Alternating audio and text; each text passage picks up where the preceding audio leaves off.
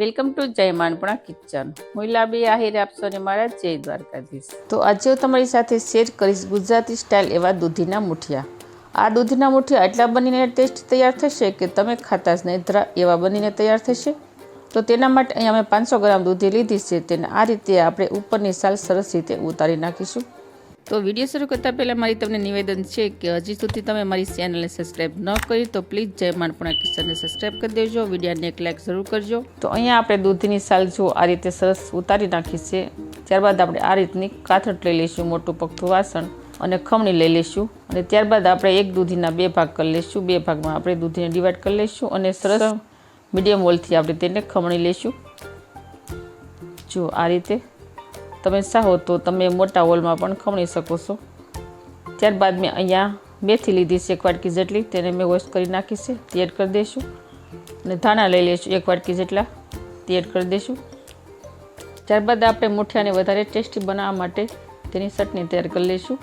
તો તેના માટે અહીંયા મેં 20 કળી લસણ, 3 મરચી, 2 મરચાં, જીરું અને આદુનો ટુકડો, તેને આપણે સરસ રીતે ગ્રાઇન્ડ કરી લઈશું મિક્સર જારમાં. જો આ રીતે અધકસી રહે એ રીતે આપણે તેને ગ્રાઇન્ડ કરવાની છે. જો આ રીતે તૈયાર કરેલી ચટણીને આપણે હવે કાથરોટમાં એડ કરી દઈશું. તો હવે આપણે મુઠિયામાં કયા કયા લોટ એડ કરવાના છે તે આપણે જોઈ લઈશું. તો સૌ પ્રથમ અહીંયા અમે ભાખરીનો ઘઉંનો જાડો લોટ લીધો છે, તે 1 વાટકી લીધો છે. અને ત્યારબાદ લઈ લઈશું અડધી વાટકી ચણાનો લોટ, જે આપણે ભજીયા બનાવીએ છીએ તે. અને ત્યારબાદ લઈ લઈશું અડધો કપ ચોખાનો લોટ. તમે ચોખાનો લોટ સ્કીપ કરી શકો છો તમારી પાસે જો ન હાજરમાં હોય તો. ત્યારબાદ લઈ લઈશું અડધો કપ જુવારનો લોટ.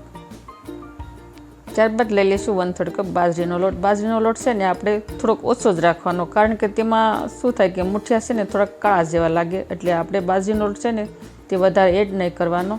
ત્યારબાદ તેને આપણે સરસ રીતે મિક્સ કરી દઈશું. તો જુઓ છે ને એકદમ સહેલું પરફેક્ટ લોટનું મેજરમેન્ટ, તો આ જ રીતે તમારે મેજરમેન્ટ રાખવાનું.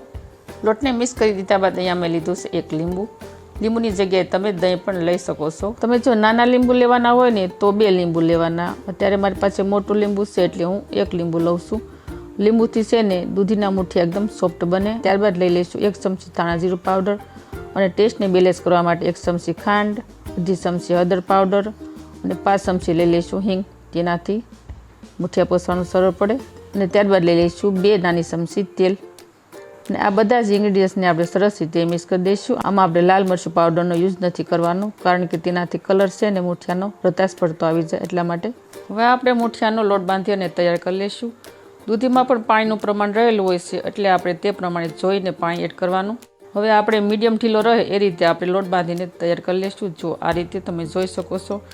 એટલો લોટ બાંધવા મારે અડધા કપ પાણીની જરૂર પડી છે. હવે આપણે 1 ચમચી હાથમાં તેલ એડ કરી અને સરસ રીતે મસળી લઈશું. તો ફ્રેન્ડ, તમે કઈ રીતે દૂધીના મુઠિયા બનાવીને તૈયાર કરો છો તે મને કમેન્ટ કરી જરૂર કહેજો. લોટને આપણે 2 મિનિટ સુધી રેસ્ટ આપી અને તેના મુઠિયા વાળી લઈશું. તો મુઠિયા માટેનો આપણે પહેલાં લુઓ લઈ લઈશું. જેટલી સાઇઝના મુઠિયા આપણે બનાવવાના હોય તે પ્રમાણે આપણે લોટ લેવાનો. અને મુઠિયાને બહુ આપણે વધારે પતલા નહીં રાખવાના, થોડુંક જાડો થિકનેસ રહે એ રીતે રાખવાનું. જો આ રીતનો આપણે રોલ વાળવાનો જોઈ શકો છો. જો એટલો જાડો રોલ આપણે વાળવાનો મુઠિયા માટેનો. આ રીતે આપણે રોલ વાળી અને ઓઇલ ગ્રીસ કરેલી ડીશમાં આપણે મૂકતા જઈશું. બીજો રોલ પણ તમને વાળતા બતાવીશ.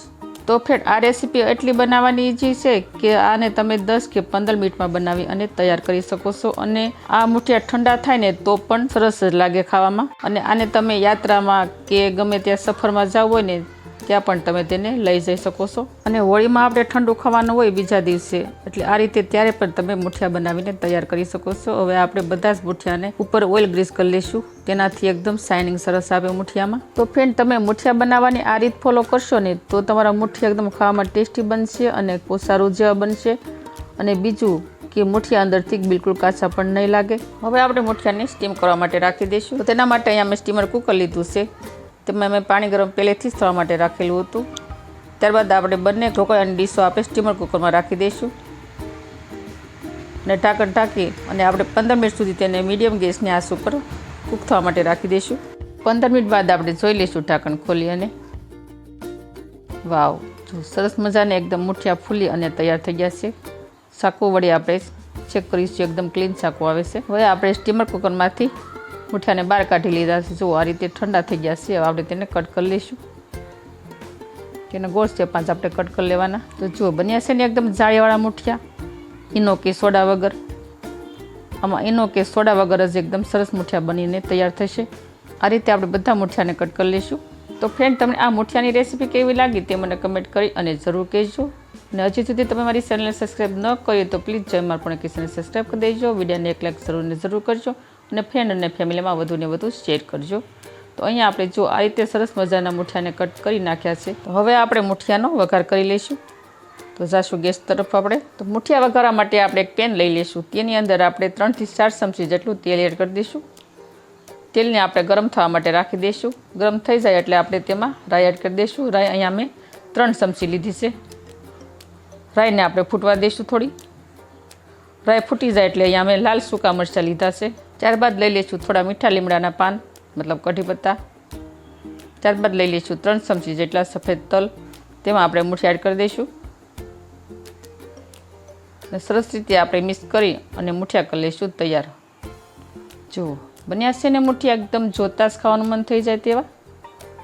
ઉપરથી થોડા આપણે લીલા ધાણા સ્પ્રિંકલ કરી લઈશું અને થોડો લીંબુનો રસ એડ કરી દઈશું. ઉપરથી લીંબુ એડ કરવાથી મુઠિયા એકદમ ટેસ્ટી અને સ્વાદિષ્ટ લાગે છે ખાવામાં. ફરીથી આપણે તેને સમસાવડે મિક્સ કરી દઈશું સરસ રીતે. તો અહીંયા આપણા એકદમ ગુજરાતી સ્ટાઇલમાં પોચારું જેવા અને ટેસ્ટી મુઠિયા બનીને થઈ ગયા છે તૈયાર. તો જુઓ બન્યા છે ને એકદમ સોફ્ટ મુઠિયા, દાંત વગરના પણ ખાઈ શકીએ તેવા. તો આવી જ નવી રેસીપી શીખવા માટે જય માલપુણા કિચનને સબસ્ક્રાઈબ કરી દેજો. લાઈક શેર કરવાનું બિલકુલ ન ભૂલતા. તો આવજો, ફરી મળીશું આવી જ નવી રેસીપીઓ સાથે. ત્યાં સુધી થેન્ક યુ. જય દ્વારકાથી, જય શ્રી રામ એન્ડ ધન્યવાદ.